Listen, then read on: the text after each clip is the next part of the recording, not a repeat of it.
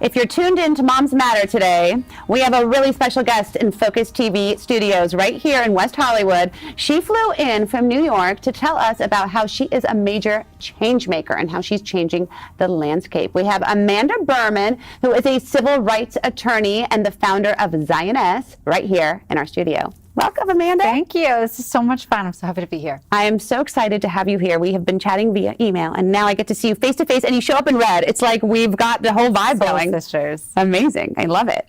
So tell me about Zioness. What is this Zioness that you've created?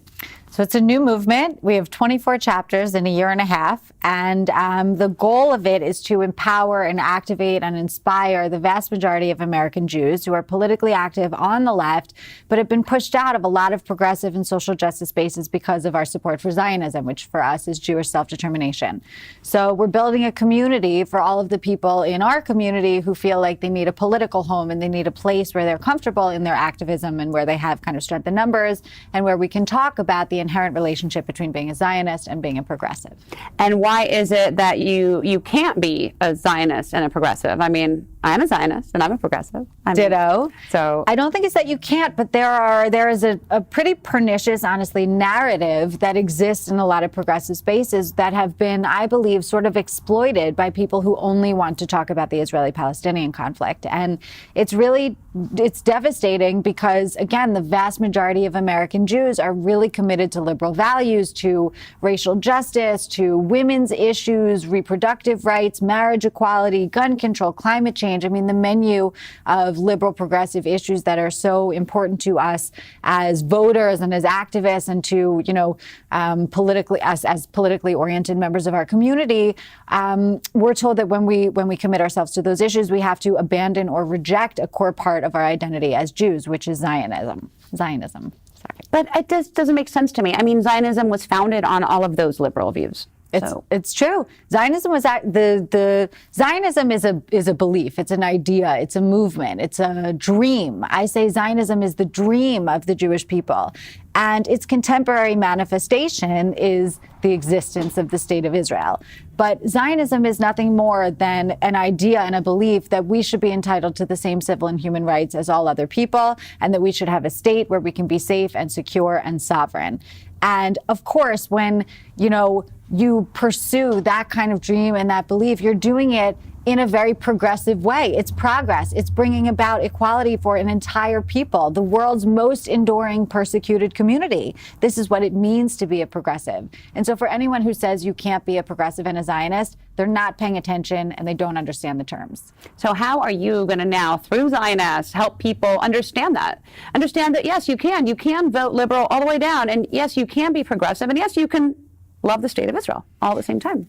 We're doing it by showing up. There's been a lot of confusion, and people in our community are very conflicted. How do we do it? How do we show up? Where, when, under what banner? How do we protect ourselves when we're active in these places and yet we're also feeling marginalized in them? What do we do to empower ourselves and to inspire ourselves and to give ourselves back that political home? So what Zioness is doing is providing literally that place. We're having the conversations about the inherent relationship between Zionism and progressivism. We're having conversations about how American Jews have always been committed to liberal democratic values and to candidates who represent all of those values.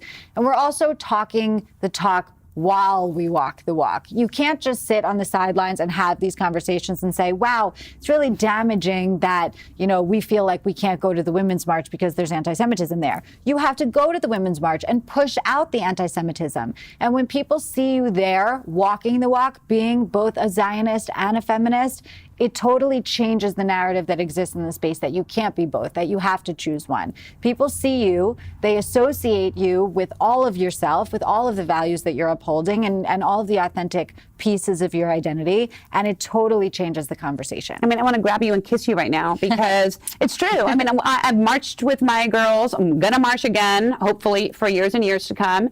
And I'd love to march under the banner and hold strong, a sign that says, yes, I am progressive, and yes, I'm a Zionist, and I'm not ashamed of it. I don't want to be ashamed of it. Right. And you should be actually very proud of it because American Jews have been on the forefront of every social justice movement in the history of this country, including, of course, the American feminist movement, which was led by leaders like Gloria Steinem and Bella Abzug and, you know, proud Zionist, progressive, feminist activists who have changed the world.